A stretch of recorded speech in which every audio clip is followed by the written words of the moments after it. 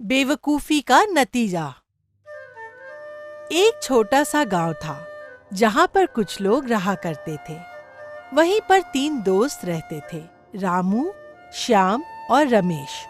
उन तीनों में बहुत ही अच्छी मित्रता थी और कभी-कभी आपस में झगड़ा भी कर लिया करते थे। लेकिन रमेश उनसे थोड़ा ज्यादा चालाक था। उनका गुजारा उस छोटे गांव से मिलने वाले रोजगार से ही चलता था। वह अच्छे से अपना पालन पोषण कर लेते थे। उन्हें जब भी कोई भी भोजन मिलता था तो वो हमेशा मिल बांट कर ही खाते थे ताकि कोई भी भूखा न रह पाए। एक दिन राम और श्याम एक साथ खाना खा रहे थे, तभी एक रोटी के ऊपर लड़ाई होने लगी। बाद में दोनों ने एक दूसरे के बीच आपस में आधा आधा रोटी का टुकड़ा बांट लिया। राम को रोटी का टुकड़ा थोड़ा सा कम लगा। उसने सोचा श्याम ने ज्यादा रोटी का टुकड़ा ले लिया है, जिसकी वजह से वह आपस में लड़ने लगे। इस तरह से वह किसी भी नतीजे पर नहीं पहुंचे और उन्होंने सोचा हमें यह मसला किसी और के द्वारा सुलझाना चाहिए। तभी उनका तीसरा मित्र रमेश आ गया।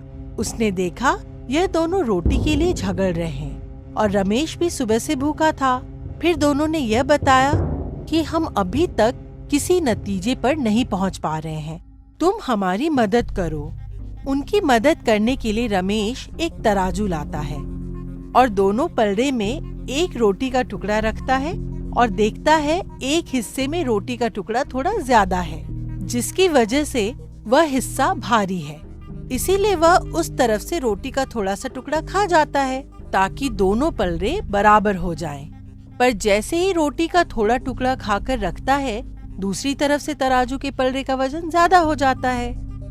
इस तरह से रमेश चालाकी से धीरे धीरे करके दोनों तरफ से रोटी के टुकड़े को खाता जाता है और अंत में रोटी का बहुत ही छोटा सा भाग बचता है। अब दोनों मित्र राम और श्याम यह देखकर समझ जाते हैं कि इस रमेश ने हमें बेवकूफ बना दिया है और धीरे धीरे ये हम दोनों की सारी रोटी को खा गया।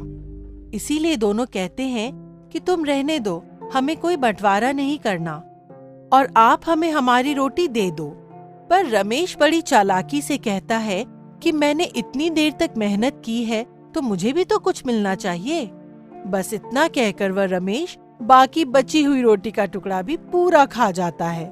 फिर क्या, दोनों मित्र बस एक दूसरे का मुंह देख रहे होते हैं और रमेश खुशी खुशी वहां से चला जाता है। इस तरह से दोनों मित्रों को एहसास होता है कि हमें कभी भी एक दूसरे के साथ नहीं झगड़ना चाहिए, क्योंकि अगर हम झगड़ते हैं तो कोई तीसरा हमसे फायदा उठा सकता है।